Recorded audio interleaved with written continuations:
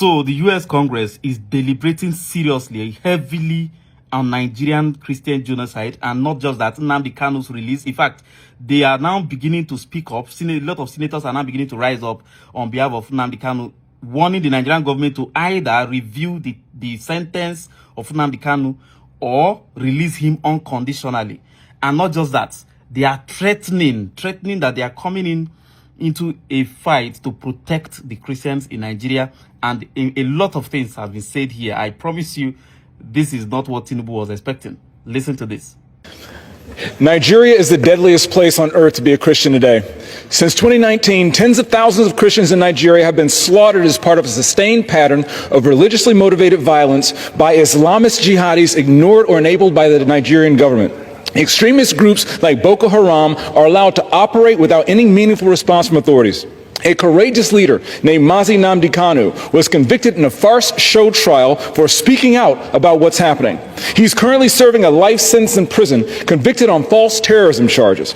I implore my colleagues to support my bill, HRES 1321, calling on the Nigerian government to conduct another trial in accordance with its own constitution based on evidence, with access to legal counsel, medical care, and international law pertaining to humane conditions of detention, or, better yet, release Nnamdi Kanu immediately and unconditionally.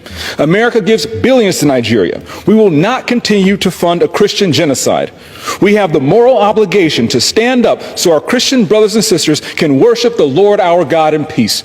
With that, Mr. Speaker, I yield. Secretary Waltz, thank you for your leadership on Nigeria. You are one of the few people I know who was deployed there to try to help protect those who are being slaughtered, including the Christians. Yes, Muslims get killed too if they speak out. Christians get targeted because of the infidels, and the radical Islamic belief is you deserve to die. And whether it be Boko Haram, ISIS West Africa, or the Fulani, we need to do more, and you have taken the lead on that, and you might want to speak to that if you would, because I think Nigeria is one of those cases where if the government gets serious, and I mean really serious, they can come off the CPC designation, but do so by murdering it. I yield.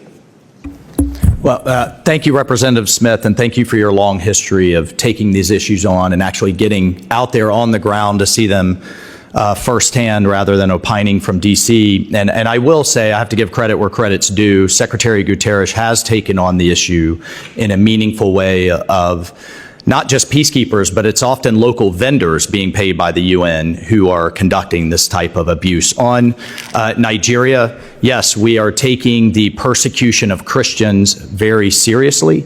I have to say, I did not have Nicki Minaj on my dance card, but to have her with her global following at the UN to put a spotlight on this issue was a real honor, and I think it's one of the things the UN can do well in terms of having that global platform and having the entire world right there in New York. And we've seen the Nigerian government move as a response to the president's attention, our attention, her attention, and others on the issue. They're cooperating with us more than they were on counterterrorism. They're cooperating in terms of their security force capacity. They still have some work to do, frankly, in terms of the Sharia law that is in place in many of these local provinces. And make no mistake, churches are being burned, pastors are being executed, people are being arrested literally for just wearing a cross around their neck. And the Christian religion is the most persecuted religion in the world right now, and this administration and I as its representative at the UN are taking it incredibly seriously in every action that we can. The Nnamdi Kanu case is getting serious. The US government is not taking it lightly with Nigerian government. You all know that how Nnamdi Kanu was sentenced to life imprisonment, the whole story behind everything, how he was arrested like a thief, everything. About some years now, the man has been in Nigerian prison. Now, since then, the US government have been saying all kinds of things, and from what is happening this time around, they are serious about it. And even in this Tinubu government itself, the way they were Christians were buying up and down, all the attack on Christian, all the terrorist attack, all the kidnapper happening up and down. So now the US government have finally shook their mouth in this case So it is not good. So they are not taking it lightly with the Nigerian government. So any moment from now, anything can happen. Anything can happen. So from the video you just watched, you hear them explain everything there.